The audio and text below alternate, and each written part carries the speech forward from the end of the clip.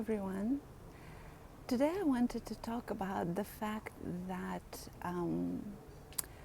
what makes life so difficult sometimes is the fact that it's paradoxical.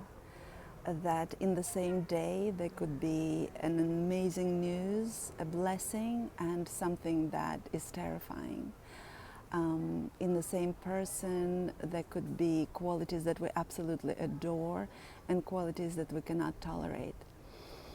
And I think that what I noticed is that capacity to hold space for both makes life more not only tolerable, but something that we can celebrate.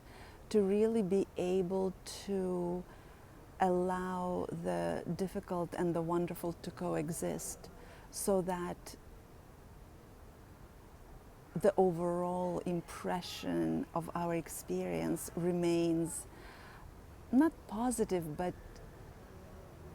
that the colors don't become too somber.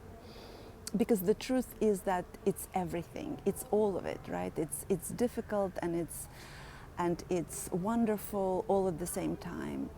So we have the tendency, when something hurts us, we have the tendency to focus on the pain. And then that pain tends to override everything else. So we no longer see the good because we're so focused on what hurts. We have an interesting relationship with pain, we don't tolerate it. Or find difficulty tolerating it. It reminds us of something that we didn't know how to handle in the past, some traumatism. So that once again, that ability to recognize that a person who has upset us or hurt us profoundly is also somebody who is wonderful and complex and has so many other qualities. Not to allow the magnitude of each one of us, that we combine it all, that by definition we are all that, and so is life. That when we get the bad news, we can also understand and notice all that is wonderful and all that is worth celebrating. I caught myself in this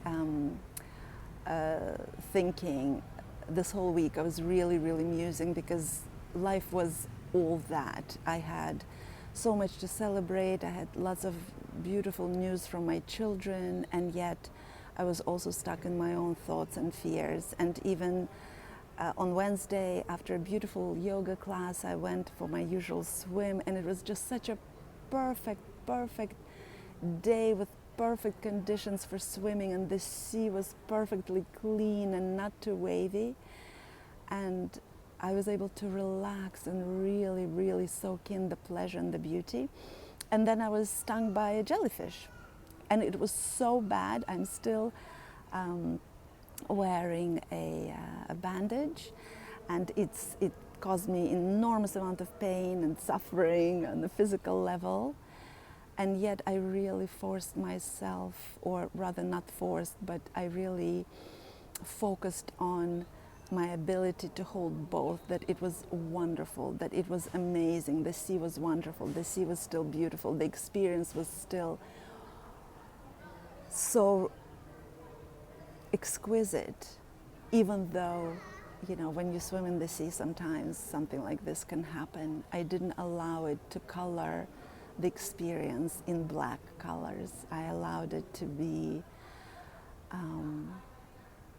that complex event, and I think that this is what we do. And I've been training myself to feel the pain of this sting by the jellyfish, and I'm training myself to live with pain as part of natural existence. It's part of our life. We don't have to run away from it or wish it were different.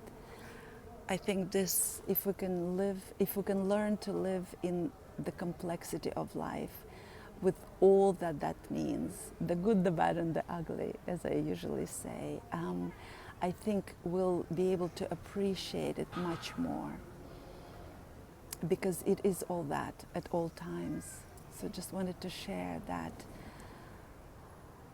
if we can allow ourselves to see all of it, the shades of gray, not just the black and white. I think this is what makes us suffer so much. It's that we've been trained to see events, people, life as black or white, as good or bad, but it's not.